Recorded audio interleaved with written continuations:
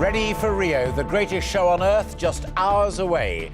The Olympic flame is on its final journey. Excited crowds and a carnival spectacular awaited at tonight's opening ceremony.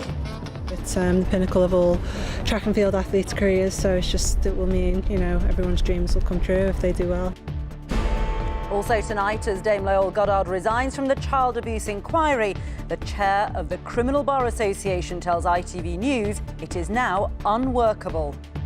The way it's been set up, it could go on forever. And it has to be said, surely now is the time for us to think about breaking it down into some constituent parts. Protesters block roads and chain themselves together to say Black Lives Matter here as much as in America. And their only album goes to #1. Viola Beach, who died so young, bequeathed the lasting magic of music.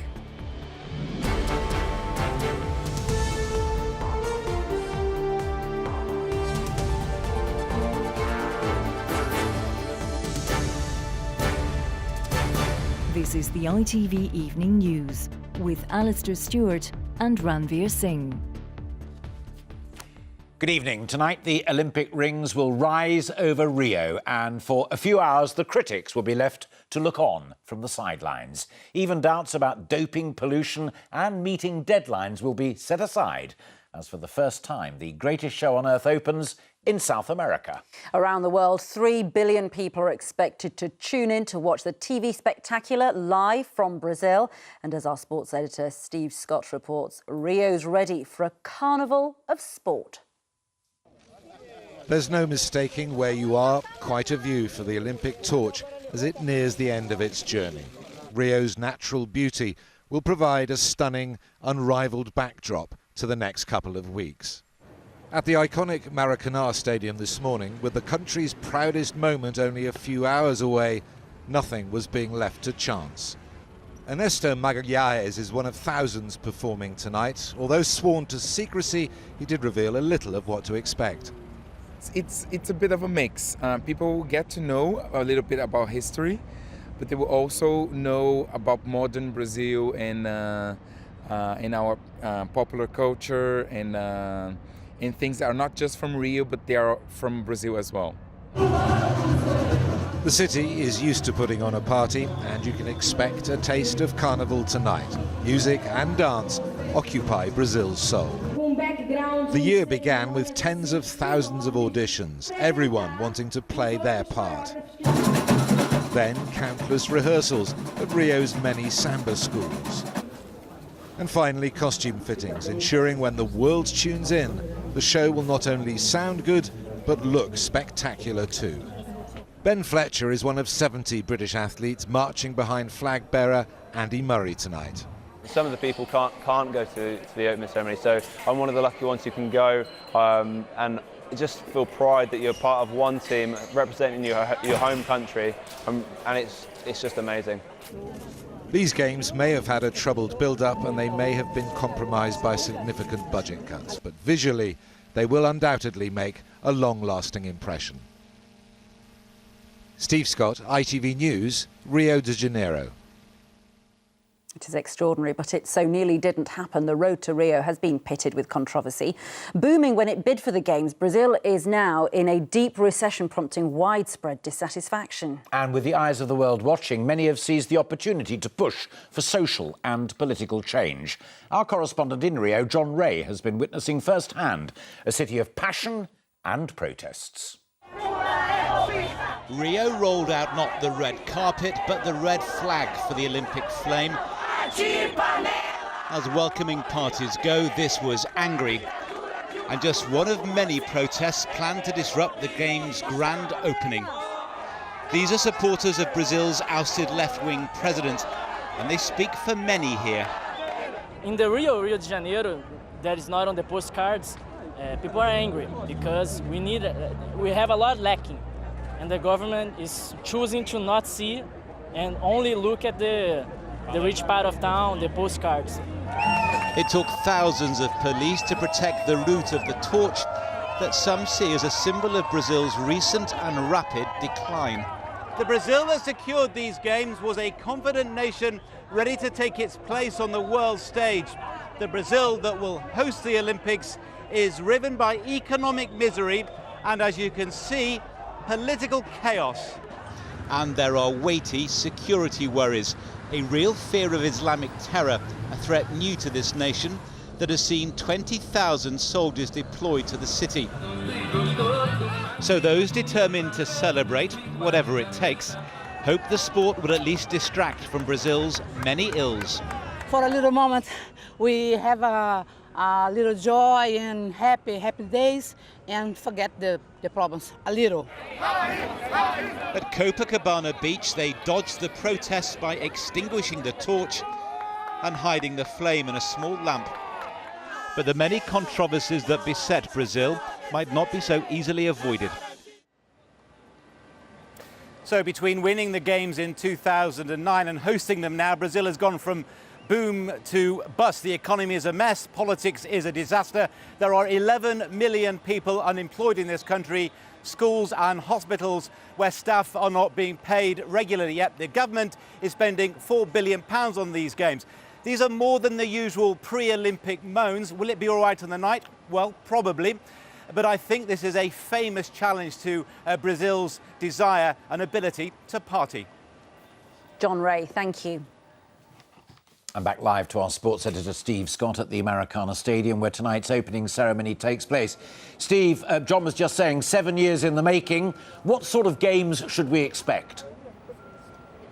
Well, I think Alistair, they have every chance of being spectacular. Every Games, of course, has its problems. London did. The biggest challenge here was getting Rio ready on time in the face of that recession that John was talking about. But they have the venues here, of course, are framed by such natural beauty. It's going to be a real treat for any spectator. And, of course, television viewers at home. Ticket sales are a bit sluggish, 20% still to shift, but the organisers are very confident that they'll do that in time. And then a quick look to Team GB. Well, they're hoping for their best ever away game. If they ever get anywhere near that target, we could be in for a very exciting couple of weeks. Steve, live at the Maracana. Thank you. The head of the Criminal Bar Association, the influential body that represents barristers, has told ITV News tonight the independent inquiry into alleged child sex abuse is now unworkable. Mark Fennell's comments follow the sudden resignation last night of the head of the inquiry, Dame Lowell Goddard. Here's our political correspondent, Libby Vina. Hidden for decades, the inquiry set up by Theresa May was meant to shed light on the wide-scale and often systematic abuse of children. After her first two choices quit, she must have hoped a New Zealand judge would solve the problem of finding someone senior enough and independent enough to take charge. I can tell the House that I plan to appoint Justice Lowell Goddard as the new chairman of the independent panel inquiry into child sexual abuse. But Lowell Goddard, for reasons not yet entirely clear, decided she wasn't the right woman for the job, leaving victims puzzled and facing further delay. Obviously there's frustration it takes so long, but the nature of the magnitude, the size of this inquiry, it's going to take a long time. And it would be frankly wrong if it didn't.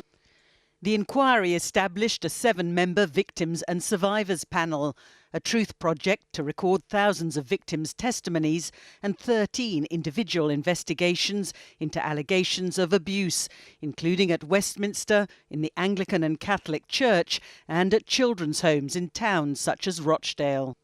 One senior lawyer says it's far too broad in its scope and change is needed. The scale of this inquiry is unprecedented. The way it's been set up, it could go on forever. And it has to be said, surely now is the time for us to think about breaking it down into some constituent parts and make sure we actually learn some proper lessons from the inquiry and the work it does. Current or former members of Parliament. Powerful individuals were in Lowell Goddard's sights, so what of suggestions the establishment has once again closed ranks? Do you think that is a factor still at play? I think there are people that don't want this inquiry to reveal the truth of the past. So far, so good with this inquiry. They've certainly been very demanding of information from participants, and I think we need to give them the benefit of the doubt. But the Home Secretary will need to find a new chair soon to reassure survivors the inquiry hasn't lost its way. So, Libby, what do you see is the future now for this inquiry? Well, I think it won't be scrapped. That would be much too embarrassing for the Home Secretary, not to mention her boss, Theresa May, who set the thing up in the first place. But I think Amber Rudd will want to have a look at how it's been constituted. She did speak to survivors today and got their views on what the way forward might be. And I think she may well look at whether it is simply too big for one individual to get to grips with. Certainly that's the suggestion from the head of the criminal bar today, that actually with 13 separate investigations, it really is a problem for one person to manage it all. OK, Libby, thank you. Activists echoing the Black Lives Matter movement in America have caused disruption here during several small-scale protests around the country. More than a dozen people were arrested after they blocked city centre roads, tram lines and routes to Heathrow Airport. As Juliet Bremner reports, the protesters want to draw attention to what they say are a host of issues concerning alleged racism. Black Lives Matter! Blocking a key approach road to Heathrow Airport was meant to cause maximum disruption, and it did. Several protesters chained themselves together using pipes filled with concrete to make it as difficult as possible to remove them. Black people face a disruption of their lives every single day. We've got everyday racism with stop and search, unemployment, access to healthcare, especially mental health care. The line was broken near Birmingham Airport to allow an ambulance to pass. But protesters here also had to be removed by the police. In Nottingham, the trams were brought to a standstill when sympathisers lay down on the tracks, once again chained and cemented together after a call on social media for a nationwide shutdown. 1,562 deaths in police custody in my lifetime. 0 convictions. The UK movement has been inspired by the Black Lives Matter campaign in the United States. This is a crisis. Yesterday was the 5th anniversary of the death of Mark Duggan, shot dead by police. An event which is widely thought to have contributed to the riots in 2011. Former police officer Leroy Logan doesn't condone the direct action but understands the frustrations behind it.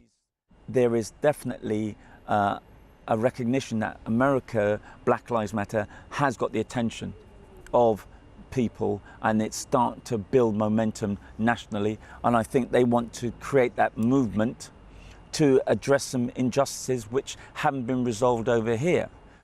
There will be more protests as black and ethnic minority groups try to force police prejudice up the political agenda. Juliet Bremner, ITV News. Still to come on the ITV Evening News, a band whose lives were cut tragically short soared to the top of the charts. It was always going to happen. They were always going to play Glastonbury and they were always going to have a #1 album. I'm confident of that. And a local coach who feared being left behind gets a helping hand to reach Rio. Those stories and more after the break.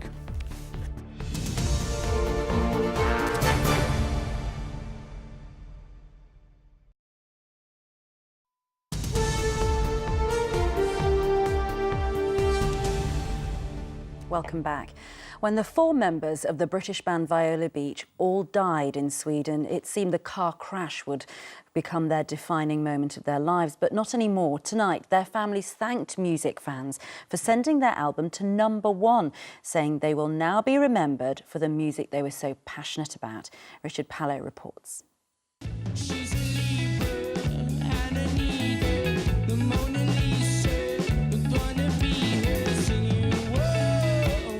They had always wanted to reach #1. In fact, they were convinced that they would. How bittersweet then that Viola Beach will never know what they achieved. The 4 members of the indie band were just beginning their careers when, along with their manager, they were killed in February. Their car plunging off a bridge in Sweden, returning from one of their first ever festivals. Finn's brother River was the guitarist. So you were 3 years apart? Yes, that's right, yeah. It's a horrible thing to have happened and it's such a shock to the world. And then you find out that it's this group of lads that were so young and aspiring and on the cusp of greatness, and it's unbelievable. But what we've got to try and focus on, what I'm trying to focus on, is the celebration of their lives and listening to their music. They got the chance to do that at Glastonbury, Coldplay posthumously performing one of Viola Beach's songs.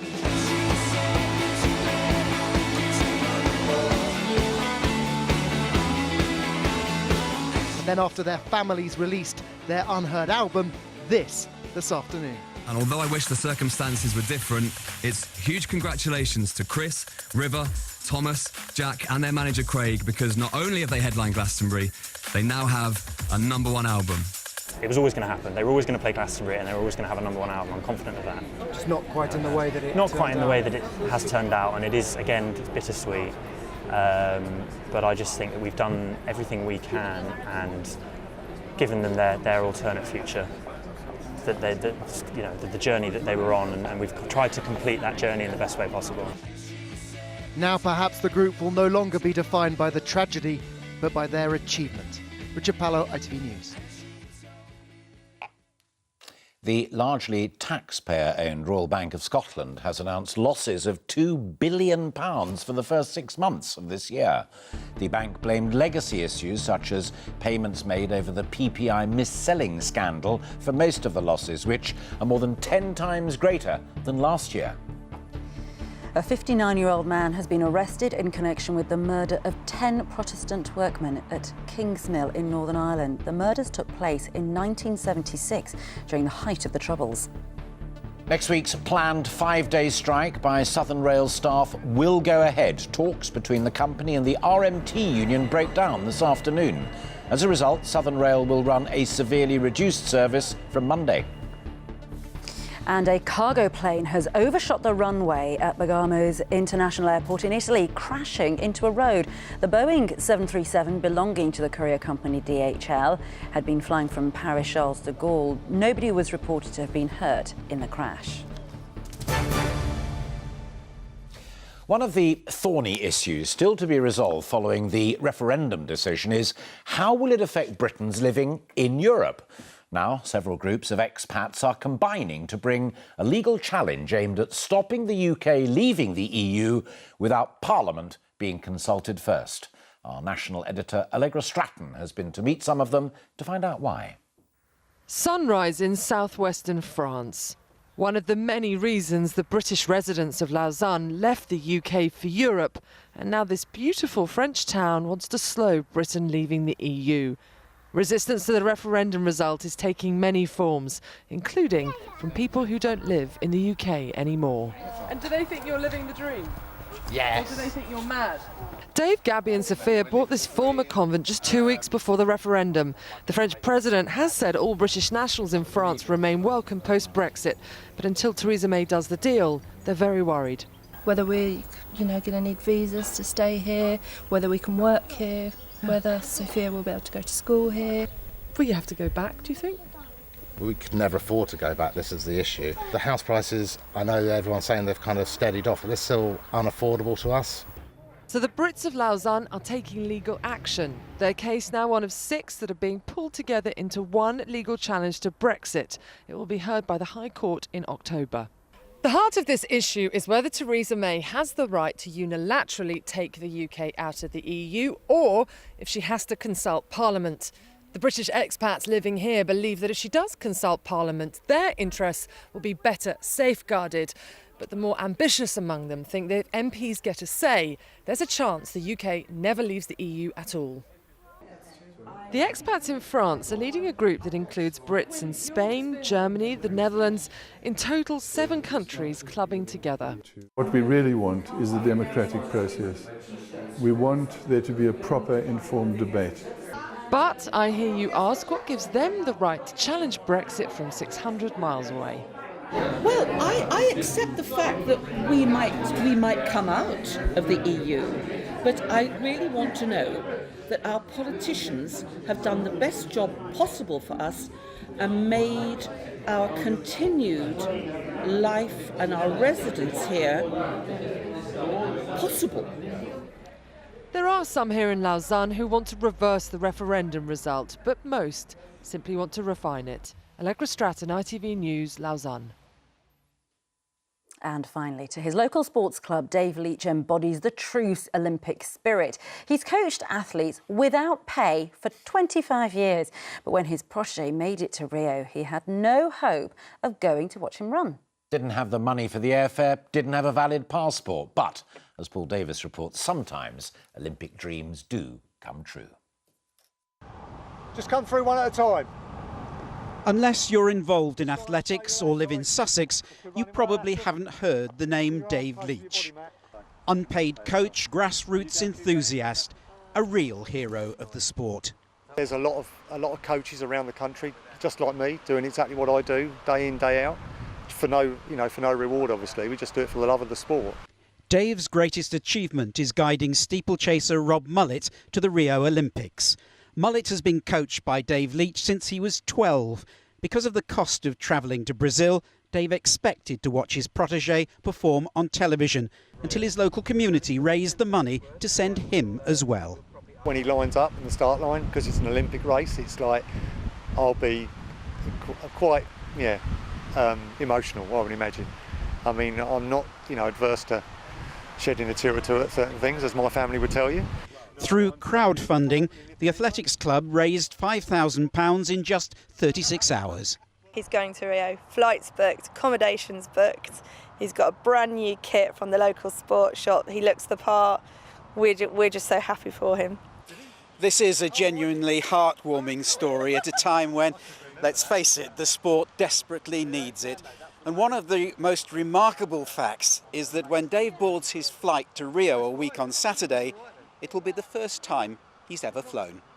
Just a couple of days before I go, I think I might start getting a little bit nervous about the actual flying business. But I'm having a lot of advice from a lot of people. And the advice he's hearing most often is relax and enjoy an experience earned over decades of selfless work. Paul Davis, ITV News, Lewis. And that is it, Raggy. Omar will be here with the news at 10. But from everybody, have a very good evening and a lovely weekend. Bye-bye. Bye-bye.